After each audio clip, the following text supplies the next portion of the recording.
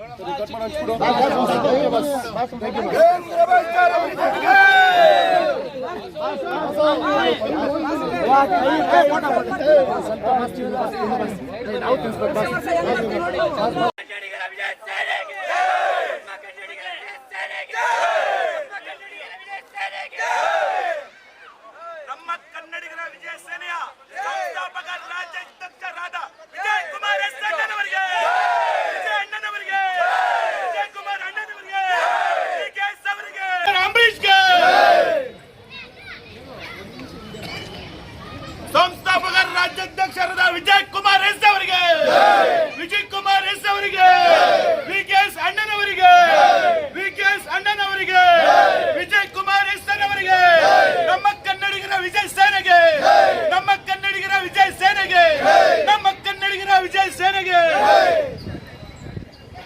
ಕಲಿಯುಗ ಕನ್ನಡ ಕರ್ನಾಟಕ ರಾಜ್ಯ ಅಂತ ಬಂದಾಗ, ರೈತರು ಅಂತ ಬಂದಾಗ, ಮಂಡ್ಯ ಅಂತ ಬಂದಾಗ, ಸಕ್ಕರೆ ನಾಡು ಮಂಡ್ಯ ಅಂತ ಬಂದಾಗ ತನ್ನ ಕೇಂದ್ರ ಸರ್ಕಾರದ ಮಂತ್ರಿ ಪದವಿ ಇದ್ರೂ ಸಹ ಕಾವೇರಿ ಹೋರಾಟಕ್ಕಾಗಿ, ರೈತರ ಉಳಿವಿಗಾಗಿ, ರಾಜ್ಯದ ಉಳಿವಿಗಾಗಿ ವಾರ್ತಾ ಸಚಿವ ಸ್ಥಾನವನ್ನು ಲೆಕ್ಕಿಸದೆ ರಾಜೀನಾಮೆಯನ್ನು ನೀಡಿದಂತಹ ಧೀಮಂತ ನಾಯಕ, ಇಡೀ ರಾಜ್ಯ ಕಂಡಂತಹ ನಾಯಕ, ಇಡೀ ರಾಜ್ಯದಲ್ಲಿ ರೈತರ ನೆರವಿಗಾಗಿ ರಾಜೀನಾಮೆಯನ್ನು ನೀಡಿ ಹೋರಾಟಕ್ಕಾದಂಥ ನಾಯಕ ದಿವಂಗತ ಡಾಕ್ಟರ್ ಅಂಬರೀಶ್ ರವರ ಹುಟ್ಟುಹಬ್ಬವನ್ನ ನಮ್ಮ ಕನ್ನಡಿಗರ ವಿಜಯ ಸೇನೆ ವತಿಯಿಂದ ಒಂದು ವ್ಯವಸ್ಥಿತವಾಗಿ ಒಂದು ಅದ್ಭುತವಾದಂತಹ ಆಚರಣೆಯನ್ನು ಮಾಡಬೇಕು ಅಂತೇಳಿ ನಾವು ಗಂಗೊಂಡ್ರಹಳ್ಳಿಯಿಂದ ಇಲ್ಲಿಯವರೆಗೂ ಚಿನ್ನದ ರಥದಲ್ಲಿ ಅವರ ಫೋಟೋ ಮೆರವಣಿಗೆಯನ್ನು ಮಾಡೋ ಮುಖೇನ ಅರ್ಥಗರ್ಭಿತವಾಗಿ ಆಚರಿಸಿದ್ದೇನೆ. ನಾನು ಎಲ್ಲ ಜನತೆಯಲ್ಲಿ ಕೇಳೋದಿಷ್ಟೇ, ಅಂಬರೀಶ್ ಅಂದ್ರೆ ಕೇವಲ ಹೆಸರಲ್ಲ, ಅದೊಂದು ಶಕ್ತಿಯನ್ನು ಹೇಳಲಿಕ್ಕೆ ನಾನು ಇಚ್ಛೆಯನ್ನು ಪಡ್ತೇನೆ.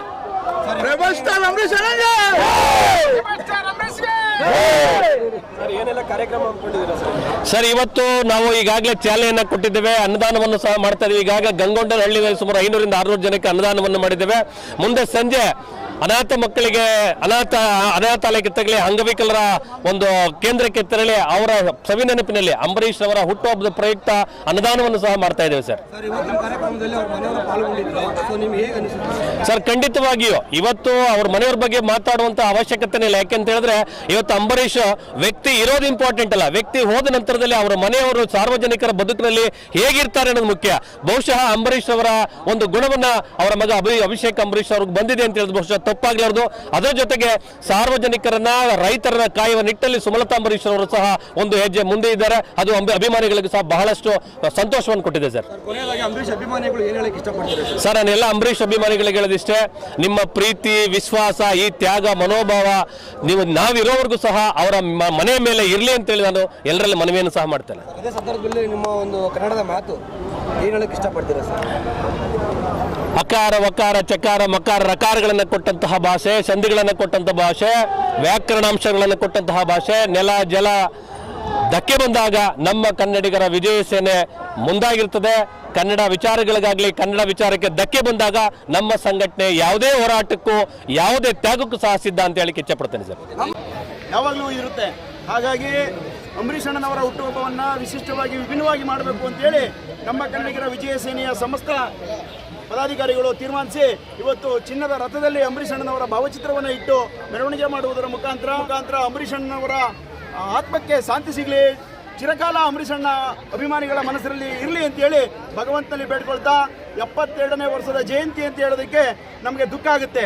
ಇದು 72ನೇ ವರ್ಷದ ಹುಟ್ಟುಹಬ್ಬ ಇಲ್ಲಿ ಆಚರಿಸಬೇಕಾಯಿತು, ಮನೇಲಿ ಇಲ್ಲಿ ಆಚರಿಸ್ತಾ ಇರೋದು ದುಃಖ ಆದ್ರೂ ಕೂಡ ಅಭಿಮಾನಿಗಳು ಇಷ್ಟೊಂದು ರೀತಿಯಲ್ಲಿ ಅಂಬರೀಷ್ ಅಣ್ಣನವರ ದೇಹ ಮಣ್ಣಾಗಿದೆ ಹೊರತು ಮನಸ್ಸು ಇಲ್ಲೇ ಇದೆ.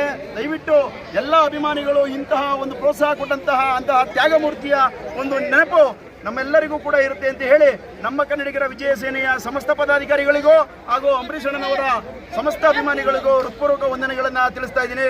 ಜೈ ನಮ್ಮ ಕನ್ನಡಿಗರ ವಿಜಯ ಸೇನೆ, ಜೈ ಅಂಬರೀಷ್ ಅಣ್ಣ.